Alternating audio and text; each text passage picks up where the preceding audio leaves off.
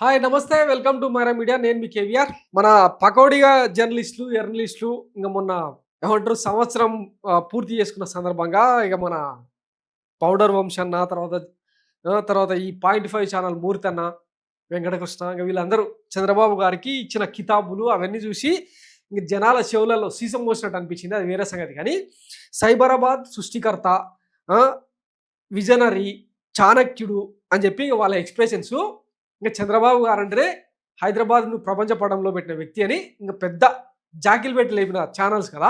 ఈరోజు ఇదే ఆంధ్రప్రదేశ్ బ్రాండ్ ఇమేజ్ను ఈ ఒక్క ఫోటోతో ప్రపంచ పటంలో పెట్టినమాట చంద్రబాబు గారు. ఎందుకంటే తన సొంత నియోజకవర్గం కుప్పంలో ఒక మహిళ 80,000 రూపాయలు అప్పు తీసుకున్న పాపానికి, తన భర్త చేసిన పాపానికి తాను శిక్ష అనుభవించిందనమాట. తన మానం, అభిమానం, ఒక మహిళ ఆత్మగౌరవం మొత్తం ఇట్లా చెట్టుకు కట్టేసి ఆంధ్రప్రదేశ్ పరువు తీసిందనమాట. ఎంత ఎంత తలగొట్టేసినట్టు. కానీ ఇవన్నీ కూడా మన పచ్చ మీడియాకు కానీ, ఈ లుచ్చా మీడియాకు కానీ ఎక్కవు. ఎందుకంటే ఇమ్మీడియట్గా చంద్రబాబు గారు ఈ ఇష్యూ మీద రియాక్ట్ అయిపోయి సదరు నిందితుడిని జైలుకు పంపించి ఈ ఇన్సిడెంట్లో పాల్గొన్న వాళ్ళందరినీ ప్రత్యక్షంగాను పరోక్షంగాను ఈమెను ఇబ్బంది పెట్టిన వాళ్ళందరినీ కూడా జైల్లో నూకమని చెప్పి ఆదేశాలు ఇచ్చి బాధితురాలతో స్వయంగా ఫోన్లో మాట్లాడిందని చెప్పి ఇక డంబాచారం చేస్తూ ఉన్నారు. కానీ ఈ మహిళకు ఈ గతి పట్టించిన వ్యక్తి ఒక టీడీపీకి సంబంధించిన మునియప్ప. ఈమె పేరు శిరీష.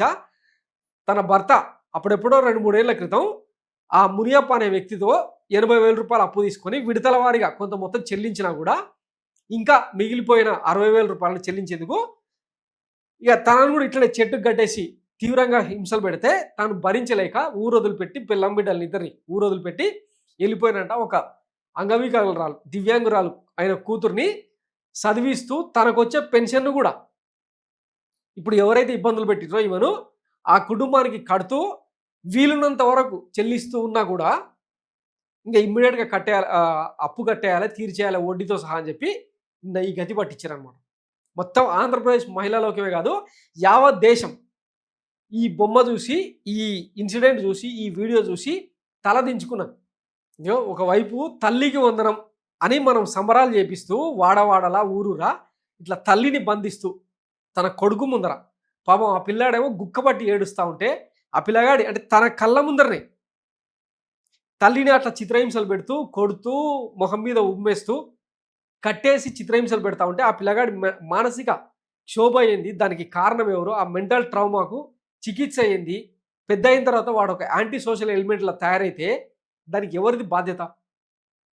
అసలు ఈ వ్యవస్థ ఇంత ఇంత అంటే ఆ అట్రాసిటీస్కి తెగబడేలాగా ఆ మునియప్ప లాంటి వాళ్ళకు ఛాన్స్ ఇచ్చింది అని అంటే వీళ్ళు ఎక్కడ తలకాయ పెట్టుకుంటారు? ఇంకా స్టార్టింగ్లో ప్రమాణ స్వీకారం అయిన వెంటనే ఈ కూటమి సర్కార్ వచ్చిన వెంటనే ఇంకా మన తాడిలెక్కుండే అచ్చెన్నాయుడు లాంటి వాళ్ళందరూ కూడా టీడీపీ కండువాలు వేసుకొని స్టేషన్లకైనా రెవెన్యూ ఆఫీసులకైనా పోతే పచ్చబీల పెట్టుకొని పోండి, నీకు ఛాయలు కాఫీలు ఇచ్చి మీ పనులు చేస్తారు అని చెప్పి ఎట్లయితే ఉసుగొల్పినరో దాని తాలూకు సిమ్టమ్స్ ఇవ్వరమ్మా.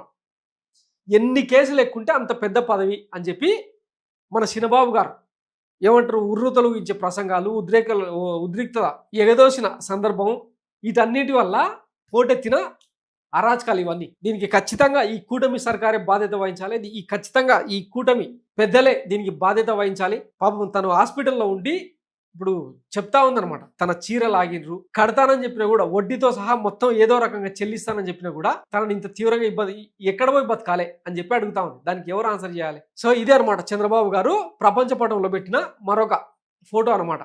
సో ఆంధ్రప్రదేశ్ ఖ్యాతి ఈరోజు ఆంధ్రప్రదేశ్ బ్రాండ్ ఇమేజ్ ఇట్లా మొత్తం సప్త సముద్రాలు దాటేసి విదేశాలకు పాకిపోయింది అనమాట. సిగ్గుపడండి కొంచెం. ఇదిగో ఇది ఆ వీడియో. ఇట్లా చెట్టుకు కట్టేసి పాపం ఆ ఇన్సిడెంట్లో చాలా ధైర్యంగా సమాధానం ఇస్తుంది. కానీ హాస్పిటల్కి వచ్చేసరికి భావోద్వేగాన్ని తట్టుకోలేక ఏడ్చేసింది. ఒక మహిళకు, ఆంధ్రప్రదేశ్లో బతికే ఒక మహిళకు దక్కిన ప్రతిఫలం ఇది అనమాట. సో ఇక ఈ కూటమి సర్కారు పాలన తీరు ఏందన్నది ఈ ఏడాది కాలంలోనే తెలిసింది. మహిళలకు వీళ్ళు ఇస్తున్న గౌరవం ఏంది, మహిళల మాన ప్రాణాలని ఎట్లా కాపాడుతున్నారన్నది ఇది ఒక్కటే కాదు, ప్రీవియస్లో చాలా ఇన్సిడెంట్లు ప్రూవ్ చేసినాయి. ఇట్లాంటి ప్రభుత్వాన్ని ఎన్నుకున్నందుకు సిగ్గుపడాలనా లేకపోతే ఇంకేం చేయాలన్నది ఇక ఆలోచించుకోండి. Thanks for watching Maira media. నేను మీ కేవీఆర్. Thank you.